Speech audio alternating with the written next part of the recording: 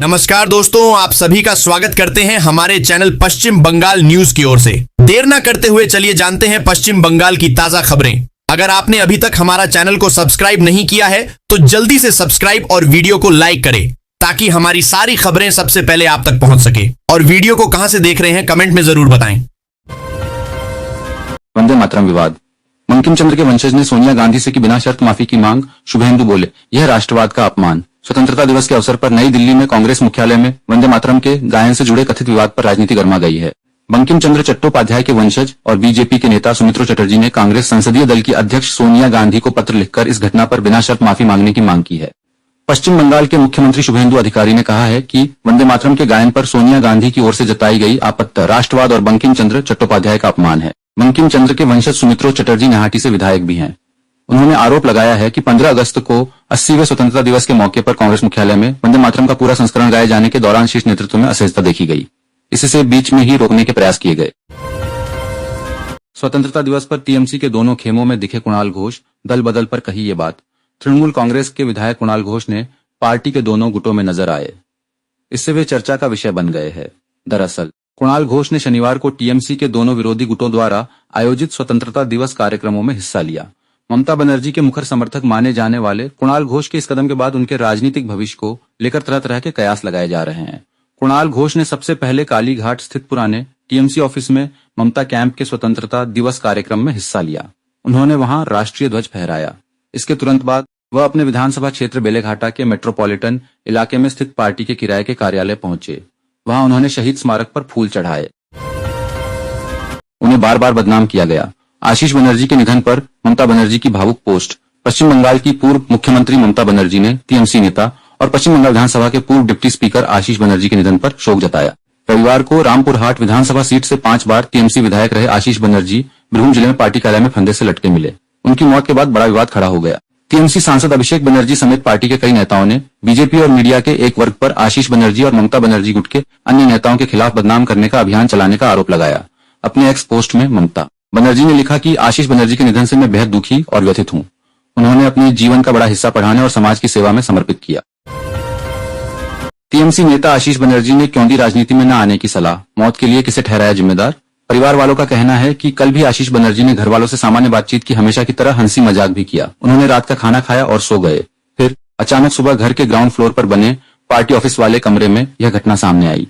बीरभूम में रामपुरहाट के ward number 5 के हतलापारा इलाके में स्थित घर से तृणमूल के 5 बार के विधायक आशीष बनर्जी का शव फंदे से लटका हुआ मिला। वहीं एक सुसाइड नोट भी मिला। उसमें क्या लिखा था। आशीष बनर्जी ने चिट्ठी की शुरुआत अपने राजनीतिक करियर के शुरुआती दिनों को याद करते हुए की, जिसमें उन्होंने बताया कि उन्होंने छात्र राजनीति से शुरुआत की थी। चिट्ठी में आगे उन्होंने तारापीठ रामपुरहाट डेवलपमेंट अथॉरिटी के बारे में बात की। नोट में उन्होंने साफ तौर पर कहा कि वे किसी भी तरह के भ्रष्टाचार में शामिल नहीं थे। 1946 के ग्रेट कलकत्ता किलिंग्स के पीड़ितों को शुभेंदु अधिकारी ने दी श्रद्धांजलि। बोले, इतिहास के काले अध्याय से सबक ले समाज।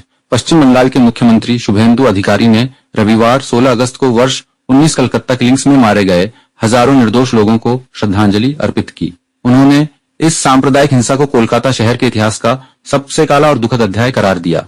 सोशल मीडिया मंच पर जारी संदेश में मुख्यमंत्री ने कहा कि 16 अगस्त एक 946 का दिन कोलकाता के इतिहास में हिंसा और कत्ल इयाम के गर्त में डूबा हुआ दिन था, जिसे डायरेक्ट एक्शन डे और ग्रेट कलकत्ता किलिंग्स के रूप में जाना जाता है। इस विनाशकारी सामुदायिक हिंसा में हजारों बेकसूर नागरिकों को अपनी जान गंवानी पड़ी थी। पश्चिम बंगाल के मुख्यमंत्री ने कहा कि पीड़ितों की पीड़ा और इस नुकसान की भयावहता को कभी भुलाया नहीं जाना चाहिए। एलपीजी ग्राहकों को राहत। जानिए ई-केवाईसी की अपडेट और आसान प्रक्रिया। देश के करोड़ों एलपीजी सिलेंडर ग्राहकों के लिए राहत भरी खबर है। 15 और 16 अगस्त को सरकारी छुट्टियों और त्योहारों के चलते कई ग्राहक अपने गैस कनेक्शन की बायोमेट्रिक ई-केवाईसी प्रक्रिया पूरी करने में सक्षम नहीं थे। इसलिए पहले से तय अंतिम तारीख 16 अगस्त को लेकर उपभोक्ताओं में गैस सप्लाई रुकने और सब्सिडी बंद होने की चिंता थी।